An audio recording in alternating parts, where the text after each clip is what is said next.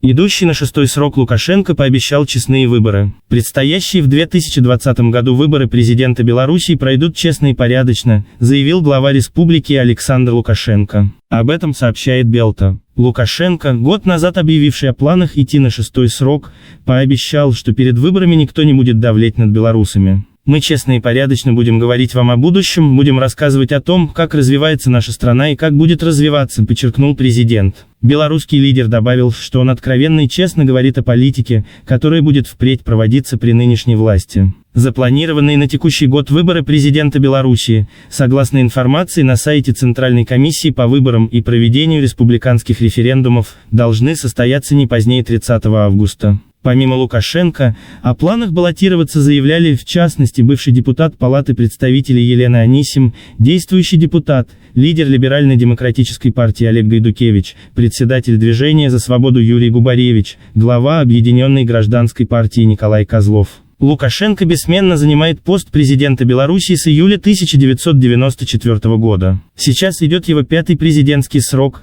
который истечет в 2020-м. На выборах главы республики в 2001, 2006, 2010 и 2015 годах он набирал не менее 75% голосов. Его сыновья Виктор и Дмитрий занимают высокие государственные посты в белорусской системе власти.